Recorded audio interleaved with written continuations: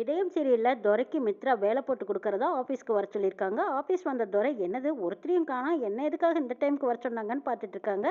அங்கேருந்து மேனேஜர் வராரு. வந்ததும் இந்தாப்பா இதுதான் உன்னோட யூனிஃபார்ம். இந்த வேலை அந்த வேலைன்னெல்லாம் பார்க்காம எல்லா வேலையும் நீதான்ப்பா இழுத்து போட்டு செய்யணுங்கிறாங்க. சார் என்ன சார் சொல்கிறீங்க? இந்த ஆஃபீஸை பொறுத்த வரைக்கும் எல்லாமே நீங்கள் தானே சொன்னாங்களே, அப்போ எனக்கு கிடைச்சிருக்கிறது ஃபியூன் வேலையா? சரி என்ன செய்யறது, என்னோட விதி இது அப்படின்னு சொல்கிறாங்க. சரி வேண்டாம்னா சொல்லியிருப்பா அப்படின்னு சொல்லவும், இல்லை சார் இவ்வளோ பெரிய ஆஃபீஸில் எனக்கு இந்த வேலை கிடைக்கிறதே ரொம்ப பெரிய விஷயம், போதும் சார் எனக்கு கிடைச்ச வேலையை நான் பார்த்துக்கிறேன்ட்டு போகிறாங்க. அப்போ பாரதி உள்ள வர பாரதியை பார்த்ததும் என்ன நீங்கள் மட்டும் தனியாக வரீங்க, உங்கள் ஜோடியை காணோம். சரி சரி முறைக்காதீங்க, இனிமேல் இந்த ஆஃபீஸில் எல்லாமே நான் தான் அழகு ராஜா, என்னை கேட்காம யாரும் எந்த வேலையும் செய்ய முடியாது. உன் சொந்த ஊரை விட்டுட்டு இங்கே என்ன வந்து கஷ்டப்பட்டுட்டு இருக்க, உன் ஊருக்கே திரும்பி போக வேண்டியதான்னு பாரதி திட்டுறாங்க. அது எப்படி அப்படி நான் அவ்வளோ சீக்கிரம் போயிடுவேன், உன்னை விட்டுட்டு நான் போயிடுவேன்னா இன்னும் கொஞ்சமா நஞ்சமா, எனக்கு நீ எத்தனை பண்ணியிருக்க அதையெல்லாம் நான் திருப்பி கொடுக்க வேண்டாமா? டேய் குடிச்சு போட்டு ஊதாரித்தனமாக சுற்றுனது மட்டும் இல்லாமல் நீ தேவையில்லாமல் அடுத்தவங்க மேலே பழிய தூக்கி போடாது, கொஞ்சம் கூட நல்லாவே இல்லைங்கிறாங்க பாரதி.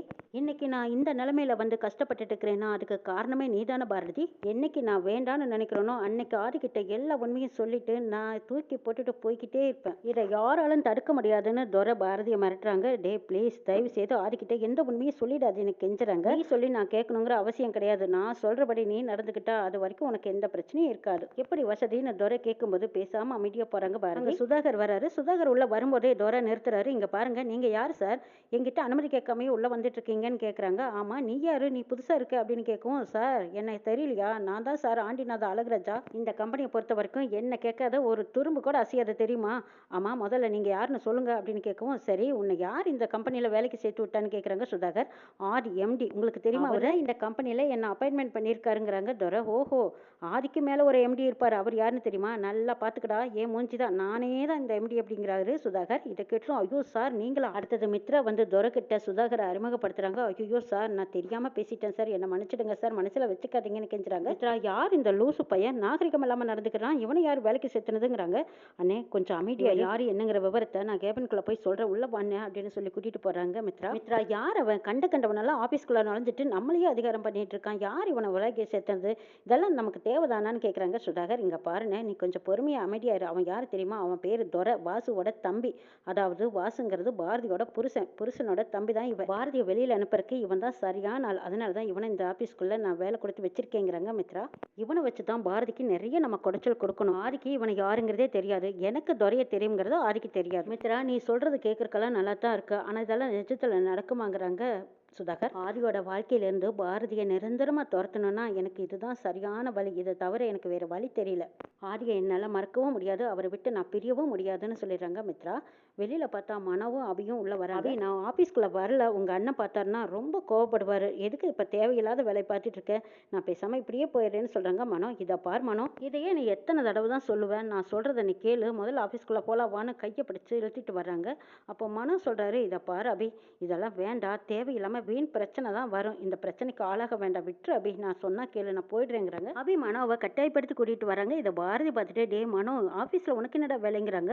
அது ஏக்கா கேட்குறேன், இந்த அபி தான் என்னை கட்டாயப்படுத்தி ஆஃபீஸ்க்குள்ளே கூட்டிகிட்டு வந்திருக்கான், நான் வரமாட்டேன்னு தான் சொன்னான், ஆனால் இவ தான் வற்புறுத்தி என்னை கூட்டிகிட்டு வந்துட்டாங்கிறாங்க. அபி உனக்கு பிடிச்ச மாதிரி பிஸ்னஸ் மனோ பண்ணிட்டு இருக்கான்ல, அப்படி இருந்து இப்போ எதுக்கு அவனை ஆஃபீஸ் கூட்டிகிட்டு வந்தேன்னு கேட்குறாங்க. இதை பாருங்க பாரதிக்கா, மனோ எதுக்காக வெளியில் போய் கஷ்டப்படணும், நமக்கு இவ்வளோ பெரிய கம்பெனி இருக்கும்போது கம்பெனியில் எனக்கு ஒரு பங்கு இருக்குன்னா அது மனோவுக்கும் அதில் பங்கு இருக்குல்ல, இவ்வளவு நாளாக வேணா நான் பொறுப்பு இல்லாமல் இருந்திருக்கலாம், இனிமேல் நான் அப்படி இருக்க முடியுமா சொல்லுங்க பார்க்கலான்னு கேட்குறாங்க. அபி இதை பாரு அபி, இவ்வளவு நாளாக இருந்தது வேற, ஆனால் இப்போ உன் மேலே உங்கள் அண்ணன் கோவமாக இருக்காரு, இந்த நேரத்தில் மனோவை கூட்டிகிட்டு போய் உங்கள் அண்ணன் முன்னாடி நிறுத்தினேன்னா உங்கள் அண்ணனுக்கு இன்னும் கோவம் அதிகமாக இருக்கும், இன்னும் கொஞ்ச நாள் பொறுமையாக இருந்துட்டு அதுக்கப்புறம் கூட இதை பற்றி ஏதாவது பேசி முடிவு எடுக்கலாமல்ல அபி.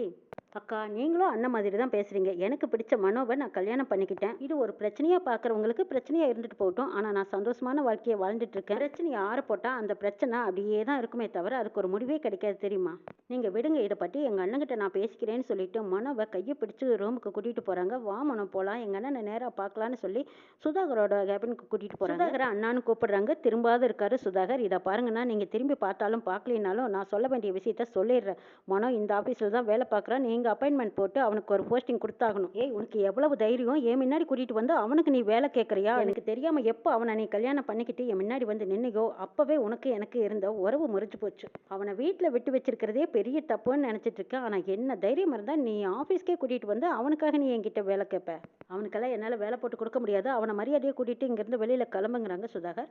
இதை பாருண்ணே, இந்த கம்பெனியில் உனக்கு எந்த அளவுக்கு உரிமை இருக்கோ அதே உரிமை எனக்கு இருக்குது. மனோ என் புருஷன், எனக்கு என்ன உரிமையெல்லாம் இருக்கோ அந்த உரிமை மனோவுக்கு இருக்குது. நீ அவனுக்கு வேலை போட்டு கொடுக்க முடியாதுன்னு சொல்கிற அளவுக்கெல்லாம் உனக்கு எந்த தகுதியும் கிடையாதுன்னு சொல்கிறாங்க அபி. அங்கே மித்ரா வந்து எதுக்காக இப்போ தேவையில்லாமல் அண்ணன் நான் கோவப்படுத்திட்டு இருக்கேன், இங்கே பாரு உனக்கு ஏதாவது தேவைன்னா பொறுமையாக அண்ணன்கிட்ட வீட்டில் வச்சு பேசலாமே, இங்கே எதுக்கு வந்தீங்கிறாங்க. எனத்துக்கு இப்போ அபிகிட்ட டீல் பேசுகிற மாதிரி கெஞ்சிக்கிட்டு இருக்கு, அவகிட்ட எல்லாம் பேச வேண்டிய அவசியமே இல்லை. முதல்ல இவனை இங்கேருந்து துரத்து. டேய் இப்போ எதுக்குடா என்ன கேட்காமையே ஏன் ஆஃபீஸ்க்குள்ளே வந்தேன்னு சுதாகர் அவள் விரட்டுறாங்க. அவள் தான் அறிவு கெட்டத்தனமாக ஆஃபீஸ்க்குள்ளே கூட்டிகிட்டு வந்தா உனக்கு எங்கடா போச்சு புத்தியும் அறிவும். ஏண்டா ஒரு பொண்ணை கல்யாணம் பண்ணிக்கிட்டு இப்போ வந்து வேலை கெட்டு நிற்கிறியே, உனக்கெல்லாம் அசிங்கமாக வெக்கமாவே இல்லையா அப்படின்னு அநாகரிகமாக பேசிக்கிட்டு இருக்காங்க சுதாகர். இதையெல்லாம் பார்த்துட்டு இருந்தா அபி, இங்கே பாருன்னு கொஞ்சம் மரியாதையா பேசு, மரியாதை இல்லாம பேசுற வேலையெல்லாம் வச்சுக்காதீங்கன்னு சொல்றாங்க அபி. அங்க பாரதி வந்து இங்க பாரு மனோவை கூட்டிட்டு வெளியில போ அபி, இருந்தாலும் மறுபடியும் பேசிக்கலாங்கிறாங்க பாரதி. இங்க பாருங்கக்கா, அவங்க மரியாதை இல்லாம பேசிட்டு இருக்காங்க, அதை அப்படியே விட்டுட்டு போக சொல்றீங்களா? நான் அப்படியெல்லாம் போக முடியாதுங்கிறாங்க அபி.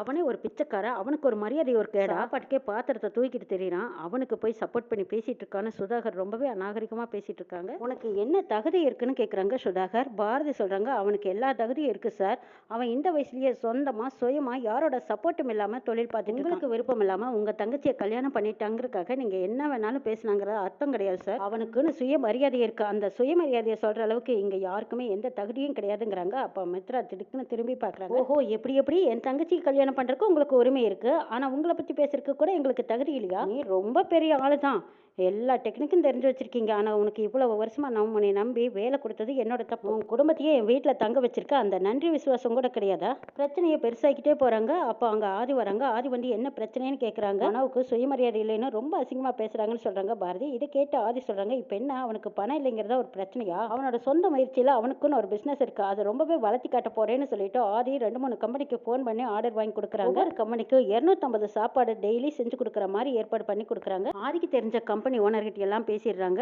1000 பேர்த்துக்கு சாப்பாடு பண்ணி கொடுக்குற மாதிரி ஆர்டர் வாங்கி கொடுக்குறாங்க ஆதி. இது அபிகிட்டையும் மனோக்கிட்டையும் சந்தோஷமான இந்த விஷயத்த சொல்றாங்க. 1000 பேர்த்துக்கு சாப்பாடு பண்ணி கொடுக்கும்போது உனக்கு பல லட்சம் ரூபாய் லாபம் நிற்கும், ஒரு பெரிய ஹோட்டலே ஆரம்பிச்சு நடத்தலான்னு சொல்றாங்க. இதை கேட்ட அபி மனோ 2 பேருமே அவ்வளவு அளவில்லாத சந்தோஷப்படுறாங்க. இதை பார் மனோ, குவாலிட்டியும் டேஸ்ட்டையும் நீ மெயின்டைன் பண்ணிக்கணும் சரியா? 1000 பேருங்கிறது 10,000 பேரா மாறணும், 10,000 பேர் லட்சம் பேரா மாறணும். இந்த பெரிய சிட்டியில உனக்குன்னு ஒரு பிரான்ச் உருவாகணுங்கிறாங்க. இதை கேட்ட மனோ, கண்டிப்பா என்னை நம்பின உங்களோட நம்பிக்கையை நான் காப்பாற்றுவேன்னு சொல்லியிருக்காங்க. மனோவோட வளர்ச்சிக்கு ஆதி எதுக்காக உதவுறாருன்னு நினைச்சுக்கிட்டு சுதாகர் கேட்குறாங்க, என்ன அது இவனுக்கு எதுக்கு இந்த வேலையெல்லாம் பார்த்துட்டு இருக்கீங்க, விட்டு தலங்க எங்கேயோ போய் சீரழிட்டுங்கிறாங்க. எல்லாரும் ஒரே குடும்பமா இருந்துக்கிட்டு பாரதியோட தம்பி மனோன்னு தெரிஞ்சு நான் அப்படியெல்லாம் விட முடியாதுன்னு சொல்லிட்டு போறாங்க ஆதி. இதை கேட்ட பாரதி ஆதிக்கு நன்றி சொல்றாங்க. ஆதியை தனியா பார்க்க வந்திருக்காங்க. எதுக்கு ஆதி எங்களை இவ்வளவு தூரம் இன்சல்ட் பண்ற, அவமானப்படுத்துற மாதிரி இருக்கு, மனோவுக்கு எதுக்கு இவ்வளவு பெரிய கான்ட்ராக்ட் எல்லாம் வாங்கி கொடுத்த, நம்மளை விட அவன் மீறிட்டானா என்ன செய்யறதுன்னு மித்ரா பொறாமையில பேசுறாங்க. இதை பார் மித்ரா, உங்க அண்ணனுக்கு மனோ கிட்ட பணம் இல்லைங்கிற ஒரே ஆதங்கம் தான், அவர் பேசுற மாதிரியெல்லாம் நான் தரக்குறைவா எதுவும் பேசலையே, நல்ல விஷயம் தானே செஞ்சிருக்கேன். இதை பார் மித்ரா, உங்க அண்ணன் பேசுறதுக்கெல்லாம் ஆமா சாமி போட முடியாது, நியாயம் எந்த பக்கமோ அந்த பக்கம் தான் நான் பேசுவேங்கிறாங்க ஆதி. இதை கேட்ட மித்ரா, அடப்பா நாங்க செய்யறது எல்லாமே கிரிமினல் தான், அதுக்காக உண்மை தெரிஞ்சா எங்களை வெட்டி விட்டுருவியோ, அதுக்கு முன்னாடி எப்படியாவது உன்னை கல்யாணம் பண்ணிக்கிட்டு இந்த பாரதி மனோ இவங்க எல்லாத்தையும் வீட்டை விட்டு வெளியே விரட்டணும்னு நினைச்சிட்டு இருக்காங்க மித்ரா சுதாகர் 2 பேரும் போட்ட திட்டம் கூடிய சீக்கிரம் ஆதிக்கு தெரிய வரும். ஆதிக்கு உண்மை தெரிஞ்சதுக்கு அப்புறம் மித்ராவையும் சுதாகரையும் தூக்கி போட தயங்க மாட்டாரு. இன்னும் என்னெல்லாம் நடக்க போகுதுங்கிறதையும் நாளைக்கு சொல்ல பார்க்கலாம்.